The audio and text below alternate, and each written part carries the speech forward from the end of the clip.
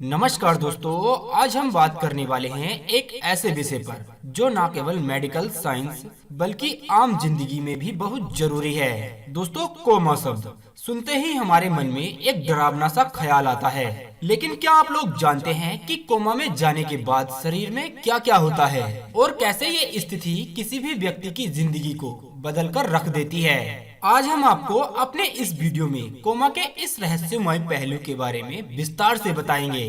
दोस्तों, कोमा का मतलब होता है गहरी नींद यानी बेहोशी की वो अवस्था जिसमें वो व्यक्ति ना तो जागता है और ना ही बाहरी दुनिया के किसी भी संकेत को समझ पाता है। ये एक ऐसी स्थिति होती है जिसमें व्यक्ति के दिमाग का एक बड़ा हिस्सा काम करना बंद कर देता है। आपने अक्सर फिल्मों में देखा होगा कि लोग कई बार कोमा में चले जाते हैं और फिर कुछ साल बीत जाने के बाद कोमा से बाहर निकल जाते हैं। दोस्तों, सवाल ये उठता है कि कोमा जैसी स्थिति में कोई इंसान कैसे पहुंचता है।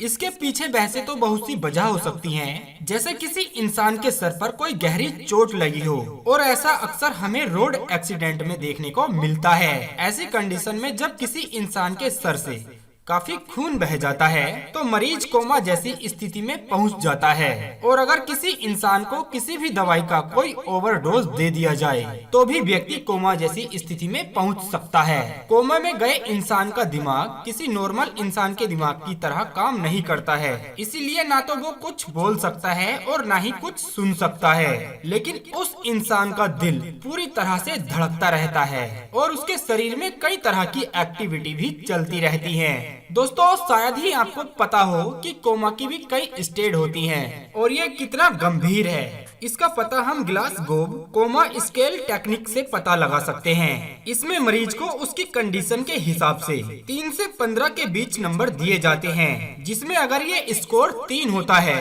तो इसका मतलब होता है कि मरीज डीप कोमा में होता है। ऐसा मरीज किसी भी तरह की कोई एक्टिविटी नहीं करता है। वहीं अगर मरीज का स्कोर 15 होता है तो इसका मतलब ये होता है कि कोमा का ये पेशेंट यानी मरीज हिलडुल सकता है और रिस्पॉन्स भी कर सकता है। अब ऐसे में हम ये समझने की कोशिश करते हैं कि आखिर कोमा कितनी तरह का होता है। वेजिटेटिव स्टेट ऑफ कोमा, इस कंडीशन में मरीज आपको कभी कभी मुस्कुराहट लेते हुए दिखाई देगा और ऐसे में आपको लग सकता है ये तो खुशी की बात है। लेकिन दोस्तों, ऐसा बिल्कुल नहीं होता है, क्योंकि ऐसे मरीज का ब्रेन बहुत ही बेसिक लेवल पर काम कर रहा होता है और इसी वजह से वो कभी कभी छोटे छोटे मूवमेंट करता हुआ होता है। लेकिन सच तो ये है कि ना तो वो आपको देख सकता है और ना ही आपको सुन सकता है। इसके बाद बात करते हैं कोमा की एक और कंडीशन के बारे में, कोटोटोनिया के बारे में। इस तरह के कोमा के मरीज में किसी भी तरह का कोई फिजिकल मूवमेंट नहीं होता है, यहाँ तक कि वो हिलडुल भी नहीं सकता। ऐसे में उसे सांस लेने में भी काफी मेहनत करनी पड़ती है और उसे एक वेंटिलेटर की मदद से सांस दिलाई जाती है। लेकिन दोस्तों, इसमें डरने की बात नहीं होती है, क्योंकि कोमा की ये दोनों ही कंडीशन बहुत ही खतरनाक नहीं होती हैं और कभी कभी कोमा के मरीज इन स्टेज से बाहर निकलकर भी आ सकते हैं। और ये भी हो सकता है कि वो इस कंडीशन से निकलने के बाद किसी आम इंसान की तरह अपनी जिंदगी बिता सकते हैं। लेकिन ब्रेन डेथ एक ऐसी सिचुएशन होती है जो किसी भी कोमा के मरीज के लिए खतरनाक होती है। अक्सर रोड एक्सीडेंट में कई बार ऐसा देखने को मिलता है कि दिमाग इतनी बुरी तरह से घायल हो जाता है कि उस इंसान का ब्रेन पूरी तरह से डैमेज हो जाता है, लेकिन उसके शरीर के बाकी अंग जैसे कि दिल का धड़कना, शरीर में डाइजेशन होना जारी रहता है। ऐसे में डॉक्टर्स लोग पेशेंट की अटेंडेंस को ये बोल देते हैं कि इस मरीज के बचने के चांसेस बहुत कम हैं, लेकिन सच में उसके बचने का कोई चांस नहीं होता है। कुछ केस ऐसे होते हैं जिसमें कोमा के मरीज को ठीक किया जा सकता है। इस कंडीशन को स्ट्रॉन्ग एक्सटर्नल स्टिमुलस कहते हैं। इस कंडीशन में गए मरीज को एक अलग इक्विपमेंट की मदद से या चेस्ट रब्स करने से मरीज को कोमा से बाहर लाया जा सकता है।